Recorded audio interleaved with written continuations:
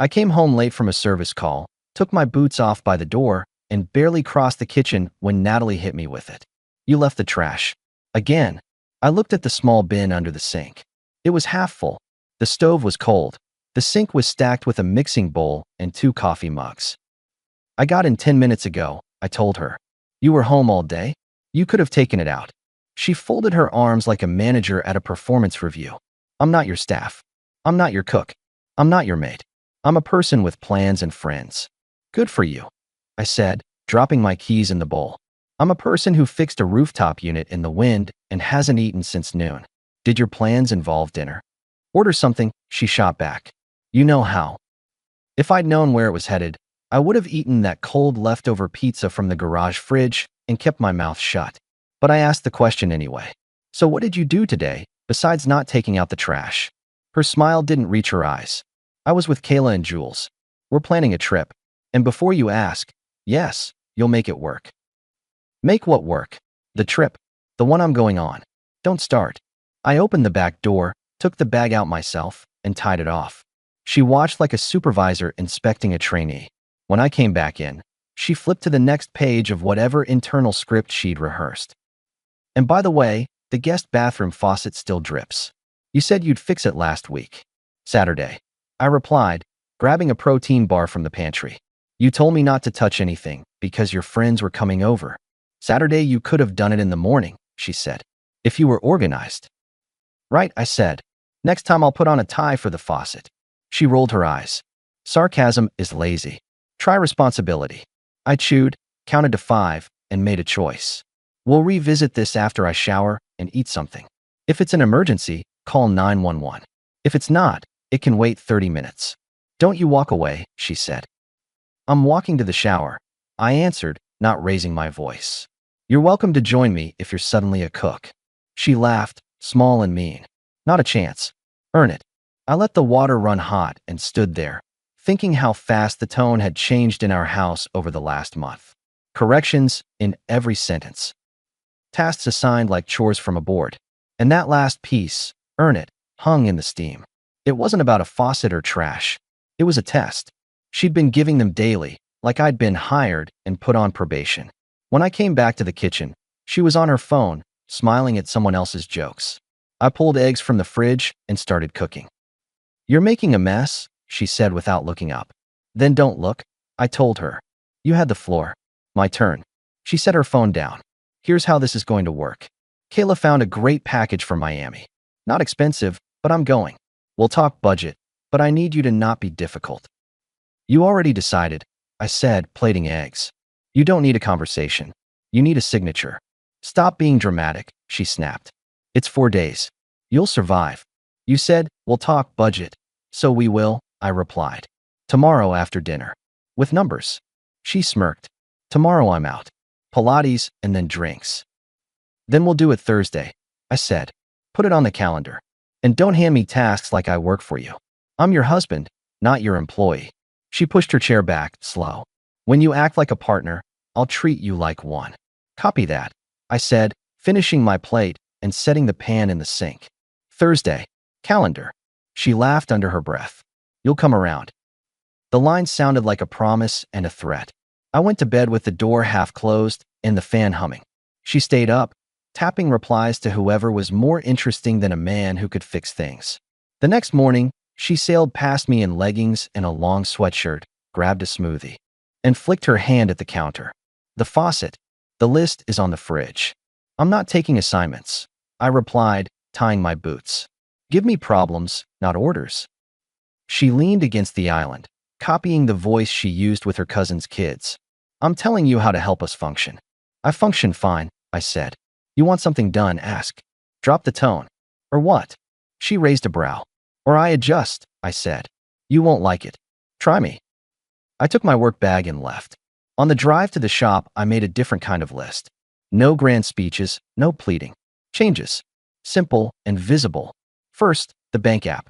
I moved our savings to an account in my name only, not to hide anything, but to stop the drip. I left enough in the joint for bills, mortgage, utilities. Groceries were on me as usual, but the random swipes at noon for coffee with the girls. Not my circus anymore. Second, The Saturdays I'd been giving away to her errand marathons, returning things, hauling decor, waiting while she decided. Over. I messaged my buddy Mark. Shop's open Saturdays. I'll pick up the overtime. He sent a thumbs up and a "you good?" I told him I was getting organized. Third, I texted Natalie. Thursday 7 p.m. budget talk. No tone. No commentary. Just a meeting time and a note. We'll use the spreadsheet. Her reply came back fast. Don't be controlling. I'll let you know when I'm free. I typed and deleted 3 versions. Finally, I said it. Be there or I'll decide without you. At lunch, I called our neighbor, Mrs. Diaz, who'd asked me to look at her thermostat. I went over after work and replaced a battery. She offered me a plate of enchiladas and a look that said she was reading more than the thermostat. How's your girl? She asked. She's busy, I said. Busy like missing dinner? Mrs. Diaz asked. Busy like handing me memos. She nodded in that way older people do when they've watched the same movie too many times. You be kind, but you also be firm. Sometimes that's the same thing. I went home to a quiet house. Natalie had left a note on the counter. Out. Don't wait up. The faucet still dripped. It could wait until the employee review Thursday. 2 days later, she breezed into the kitchen like nothing had happened and handed me a mug. I got you that dark roast you like, she said. Sorry about the other night. I was stressed. Thanks, I said, taking the mug. Thursday still stands. Maybe, she said, touching my arm. Let's not be so scheduled. It feels cold. You wanted functioning, I reminded her.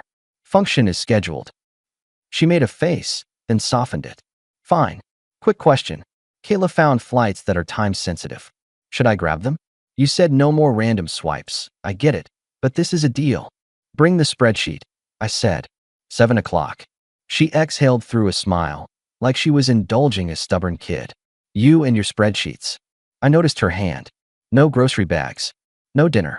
The faucet ticked steady in the background. She took a call, walked into the hall, and did that bright voice she uses when she wants to be charming. Thursday came. I made pasta, set 2 plates, opened the laptop, and waited. 7:10, 7:20. At 7:30, she came in with Kayla, loud and laughing, paper cups in hand. She saw the table and put on surprise like a jacket. Oh, I forgot, she sang. Is it okay if we push this? We're brainstorming. Not pushing, I said. Sit down for 10. Kayla, you can listen or wait in the living room. Kayla blinked. I can wait. Natalie didn't move. Don't make this a thing. It's a budget, I said, sliding the sheet toward her. Numbers, not emotions. She sat hard, not from agreement, but to show me she was doing me a favor. I walked through what went out, what came in, what had leaked lately into lunches and self-care. I pointed at the line items without commentary. So, I finished. If you want this trip, move something. Or wait 2 months and save for it. Your call. She crossed her arms. You're being cheap. I stared at her. We just looked at the numbers. There's no insult in arithmetic. Kayla cleared her throat. I'll be in the living room. Natalie watched her go, then turned back to me. You're not hearing me. I need this. I've been trapped. I need to breathe. Open a window, I said. If you want this, contribute. Cover groceries for a month. Pick up a temp shift at that boutique you like. Sell the second set of patio lights you never hung. I'm not your ATM. She leaned forward. Say that again. I'm not your ATM. She smiled like she'd caught me in a lie. You used to be generous. I still am, I said. With people who treat me like a partner. She stood. We're done here. Agreed, I said. We'll revisit when you decide you want to. Until then, I'm adjusting. I moved savings to my account. Joint stays for bills. No discretionary swipes without a text. And the Saturdays I've been giving to your errands? No more. I'll be at the shop. Her mouth dropped open. You can't just. I can't, I cut in. I just did. And if you talk to me like I'm your underling again, I'll adjust more. She stared like she was measuring how hard to push. Then her face softened, just a touch, a practiced version of vulnerable. Okay, she said. I overreacted. I'll pitch in. I'll cover groceries this month. Will that make you feel like I'm a partner? That's a start, I said. She stepped closer, hand on my shoulder. And maybe this weekend, just us, no friends. We can reset. Fine, I said. Saturday night. Pick a place. We'll go early. She smiled as if she'd won something. Done. Let me pause the story for just a second. If you're still listening, please hit the like button on this video. It really helps YouTube show this story to more people. Thank you so much for the support. Now let's get back to the story. Saturday afternoon, she texted, "Kayla's crisis. Rain check tonight." Then nothing. Sunday morning, she was bright and attentive, made pancakes, asked about my week like she was reading a card. The faucet kept dripping. I almost let myself enjoy the quiet. Almost. Monday at the shop, Mark tossed me an adjustable wrench. "How's the domestic empire?" he asked. "Under new management," I said. He grinned. "Yours?" "For now." He watched me tighten a line on a water heater. "You look less stuck." "I created some space," I said. "She'll either fill it with something real or not." "Good," he said. "Either way you can breathe." That afternoon, Natalie sent a photo of poolside chairs. Caption, "Manifesting this." Then, "We'll talk tonight." I got home to find her on the couch, laptop open, energy high. "We're booking," she announced. "It's 4 days, not a big deal. I'll cover groceries like you wanted, okay?" I put a hold on flights. "We need to confirm." "Show me the hold," I said, pulling up a chair. "It's on Kayla's account," she said. "Don't stress. You don't have to control everything." I asked to see numbers, not control you. I answered. "If you're paying for your part with your money, knock yourself out. But we're not draining the joint." She looked at me the way some people look at dogs that dare to bark. "You're being unpleasant." "I'm being clear," I said. "When do you leave?" "Next Thursday," she said. "I'll help with Mrs. Diaz's yard on Wednesday and shop on Tuesday, and—" "You haven't helped Mrs. Diaz in a year." I cut in. "Stop selling. If you've got your money, go. If not, stay." She closed the laptop like it owed her something. "You've changed." "I've stopped volunteering for my own disrespect," I said. "That's all." She didn't speak to me the rest of the night. The next morning, she was extra sweet. Packed me a sandwich, put a sticky note on it. "Proud of you." I stared at it in the break room and felt the hook. Then I threw the note away and ate the sandwich. Good sandwich. Good pivot. Not real. On Wednesday, she asked for my truck for an errand with Kayla. I handed her the keys and took the work van. She returned the truck with the seat pushed forward and the radio station changed. A small detail, but it told me what I needed. When she took my tools, she didn't put them back where she found them. Thursday morning, she kissed my cheek at the door. "Wish me son," she said. "I'll call you when I land." "Have a safe flight," I replied. At lunch, I checked my phone. No call. At 4, Mark leaned through the shop door. "Your wife tagged a beach story," he said, half apology in his face. "Looked fun." "Good for her," I said, not looking up. That night I sent a text. "You okay?" It green bubbled. I tried to call. Straight to voicemail. I checked her social page and found she'd switched settings. I couldn't see a thing. I tried another call. Blocked. That told me a lot more than the photos would have. I went home, checked the top drawer in the entry where I keep the small cash I use for emergency tips and neighbor kids fundraisers. Empty. Not a few dollars. A chunk. The kind of chunk that covers 4 days of "I need to breathe." I sat at the kitchen table and put 2 facts together, blocked on the trip and the drawer lighter. I didn't write a speech. I didn't pace. I tightened one bolt on my plan. I looked up Kayla's number. She'd texted me once when her tire went flat and I'd helped. I called. She picked up on the second ring, loud wind noise in the background. "Hey Kyle," she said.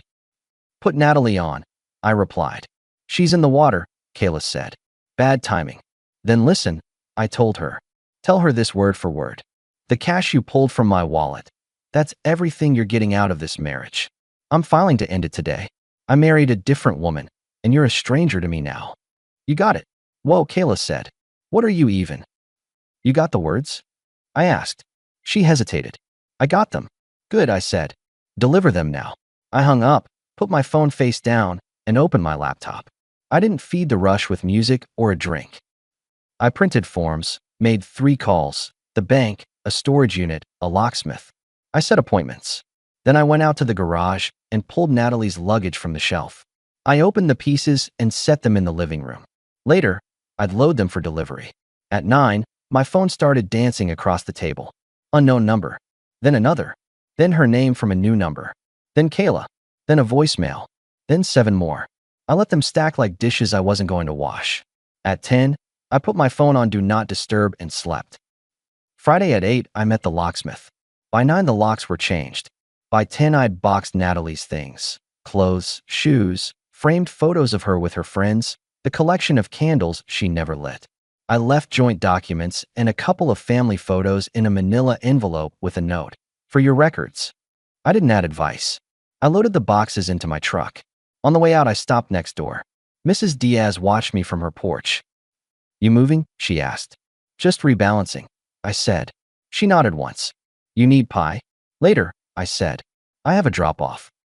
Natalie called again and again. I let it ring.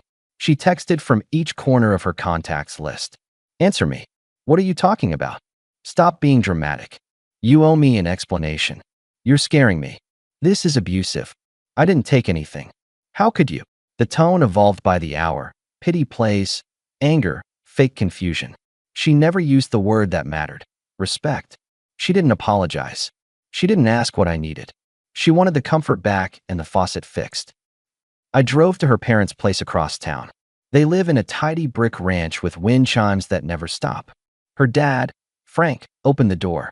He's a retired bus driver with hands like old rope. Her mom, Lisa, came up behind him with a dish towel still in her hand. Hey, Kyle, Frank said, eyeing the boxes in my truck. What's going on? I'm returning inventory, I said. Is she here? Lisa shook her head. She's on a trip, sweetie. I know, I said. These are hers. Frank frowned. You two have a fight. We're done, I said. I'm not here to debate. I'm dropping her things. You can call her. She'll tell you a version. This is mine. Lisa reached for my sleeve. Whatever she did or didn't do, I'm not tallying, I said gently, stepping back. I'm closing. Frank's jaw clicked. At least tell us why. She blocked me while she was away and dipped into cash she didn't earn. It's not about the bills. It's about the pattern. She treats me like a servant. I'm not one. Lisa's eyes watered. She's passionate. She's careless with people, I replied. She can be careful now with you. These go in her old room. Frank rubbed his neck. Son, marriages have storms. Don't throw away a house because of rain. It's not rain, I said. It's how the roof was built. Lisa tried again. We'll talk to her. She can be impulsive. She'll apologize when she calms down. You don't need to handle it for her, I replied. I'm handling my side. I carried the boxes in. Lisa put a hand on one of them like she could stop a moving truck with palm pressure. Frank followed me, quiet now. You're sure? He said at the bedroom door. Yes, I said. Lisa swallowed. If she did take money, maybe she thought. She thought I was a resource, I said. Not a partner. Frank sighed through his nose. We like you, he said. We hoped you two would figure it out. I figured it out, I answered. I wish you both well. I drove away without looking in the rearview too long. At a stoplight, I pulled my phone off silent. 50 missed calls.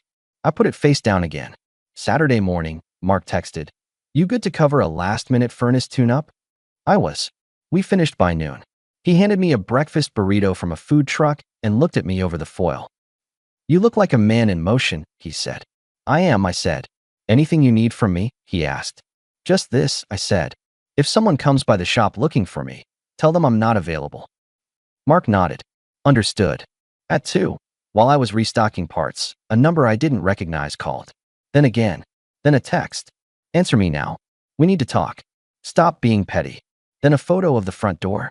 She was back early, standing on our porch with 2 suitcases and a face like a storm cloud. Open, she texted. I can see your truck. My reply was short. No. The doorbell rang. Then the pounding started. I watched from the kitchen window, not hiding, just not performing. She paced, shouted words I won't repeat, then switched to a sweeter register loud enough for the street to hear. We can fix this, she called. Kyle, don't be childish. I sat at the table and answered 3 emails for work. She kept at it. A neighbor across the street looked up from his mower, then looked away. Mrs. Diaz came out and watered a plant that didn't need it. Kyle, Natalie yelled. Don't you dare ignore me. I did. After 30 minutes, her voice got hoarse. She tried the door again, then stomped down the steps, phone to her ear, speed walking to her car. 5 minutes later, the texts. You changed the locks? Are you serious? This is insane. You can't do this to me. Answer or I'm coming back with someone. I turned my phone over and let it buzz on the table. Sunday morning she tried again, not with noise, but with photos of us from better days. "We built this," she wrote. "Don't throw it away." The photos were carefully chosen. Her laughing at a picnic, her head on my shoulder at a county fair. None of them showed her looking at me. All of them showed a spotlight on her. I didn't answer. I changed my social account settings. I set a silent schedule on my phone from 10 at night to 7 in the morning. Simple adjustments. I attended to my garage, fixed the faucet myself. Not for her, for me. The drip had become a metronome of a rhythm I didn't want. Monday at work, Natalie was waiting in the parking lot, leaning against her car in sunglasses. Mark clocked her and gave me a tilt of the chin. "Your call." I parked near the service bay and killed the engine. She was on me in seconds, voice low, sweet as apple pie. "Can we talk?" "We're at my job," I replied. "Say it in 2 minutes." She took off the glasses like that would reveal sincerity.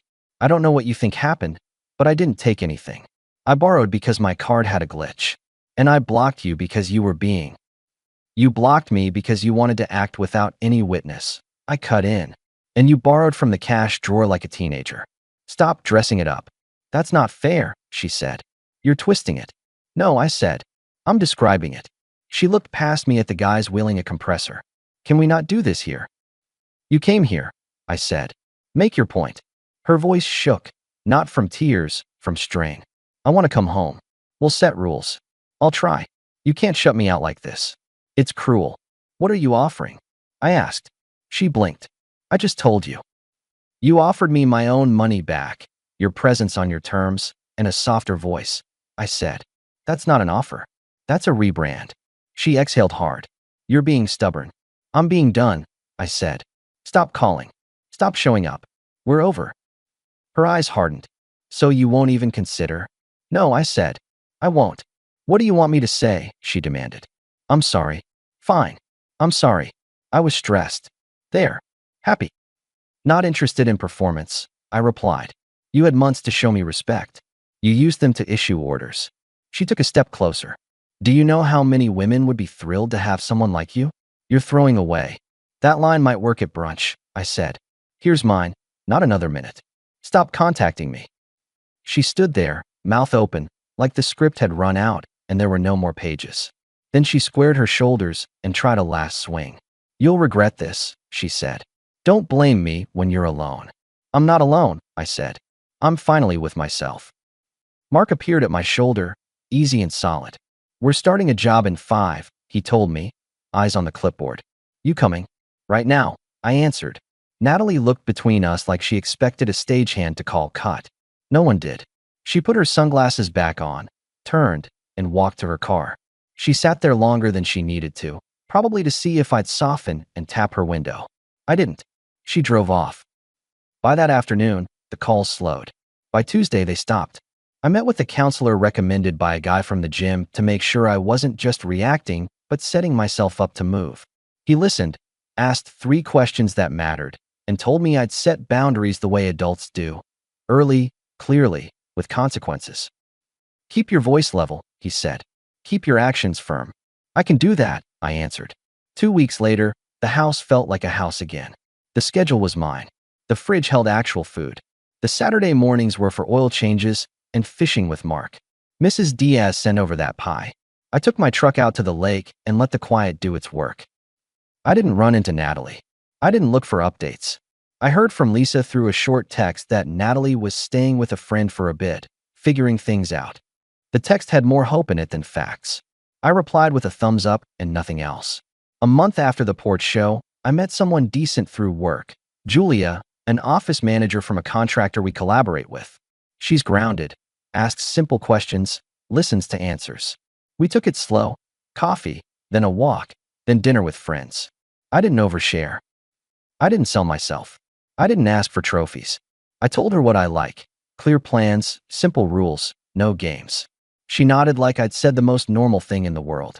At the shop, Mark laughed when I told him we were meeting at a barbecue place. "She'll find out you're a meat and potatoes guy on date 1, he said. "Good," I said. "Better now than later." I adjusted everything else too. The joint account stayed open for bill runout and then got closed. I moved the few shared subscriptions we had to my card or canceled them. The spare key Natalie kept at her friend Jules. I replaced the lock anyway. Her boxes stayed with her parents. When Lisa texted asking if I wanted a certain photo back, I told her to keep it for their family. On a Sunday, I repainted the guest room a clean gray and set up a small bench with hooks for coats. The faucet in the guest bath? Fixed. Not because anyone told me to. Because I like a house that doesn't whine at midnight. Once in a while, an unknown number would light my screen and go dark. I let those pass. If Natalie wanted a conversation, she had plenty of time to have one back when I asked for one. She liked ladders you climb only one way. I stepped off. The best part wasn't quiet. It was clarity. No more guessing what game we were playing. No more earning my own seat at my own table. My world got smaller and cleaner. I didn't shrink with it. I fit. 2 months in, I saw Natalie across a parking lot near a nail salon. She was with Kayla, talking fast, hands carving the air like she could edit reality if she sliced it enough. She saw me, froze for half a second, then dropped her eyes and walked the other way. I didn't follow. I had errands that didn't include that detour. A neighbor asked, later, "You two done for good?" "For good," I said. "No footnotes." He nodded. "You look lighter." "I am," I said. "I cut weight." Here's the part the storybooks don't write. The day I changed the locks wasn't the day I won. The day I stopped answering was. She ran every play after that. The storm, the suite, the crowd at my job. None of it moved the line. That's what ended it. Not the forms, not the boxes, not the drop at her parents' place. The line held because I held it. I think about that first night sometimes. The trash bag, her voice calling out instructions like she was grading me, and I laugh. Not mean. Just amused at the idea I once thought I was supposed to stand there and take it like a good employee. I'm not staff. I'm the man in my house. If someone wants that man, he comes with terms, respect, reciprocity, a calendar that belongs to 2 people, not 1. When people ask why, I don't hand them a headline. I give them the small facts. She called me cheap when I asked to look at numbers. She set plans on top of plans and told me to adjust. She took comfort like it was complimentary. She blocked me on a trip she wanted me to endorse. She reached into my drawer and then, when I called it out, wanted me to apologize. That's not a marriage. That's a job with no paycheck. The last time she appeared was weeks after the parking lot. She waited across from the shop again, not with speeches, but with a quiet nod when I walked out. I nodded back, civil, and kept walking. She called out, "1 minute." I didn't break stride. "We're past minutes," I said. "Take care of yourself." That was the point, the final one. Not a slammed door, not a dramatic line. Just a clear boundary in daylight, at a place where I build things that work. She stood there, hands at her sides, and let me go. Or maybe I just went. Epilogue. You want a tidier bow than life gives, but I'll give you the real version. I'm in a small house I own outright because I ran the numbers and sold the bigger place before it became a museum to a fight. I drive a truck that starts every morning. I keep my tools where I left them. I've got a circle of people who don't ask for proof of loyalty. Mark, Mrs. Diaz, 3 guys from the gym who show up with a 6-pack and a bad sense of humor when the game is on. I'm seeing Julia, and when we talk, it's normal. Plans get put on a calendar and then actually happen. She doesn't hand me memos. She asks me what I think. Then we decide. As for Natalie, I hear through the neighborhood map that she bounced between friends for a while, then moved into a smaller apartment across town. The wind chimes at her parents' place still ring. Lisa sends me a holiday card with a photo of their dog and a note that says, "Wishing you peace." I wish it back. The day I loaded those boxes and told Kayla to deliver my final words, "The cash you pulled is all you'll get. I married a different woman. And you're a stranger." That was the clean cut. Everything after was echoes. She wanted control, and when that didn't work, she wanted the comfort back. That's not what I am. I don't exist to be comfortable for someone who treats me like a task list. When she tried the job site apology, when she stood on my porch and shouted, when she used the photos and the old songs, those were tests of the lock. I don't blame her for trying. People push where it used to give. I changed the door. Not just the hardware. The frame. I left with a final line because some endings deserve one. It wasn't a speech. It was the truth, simple as a tool that fits in your hand. Not another minute. "Stop contacting me." She heard it. So did I. And the silence that followed wasn't empty. It was mine.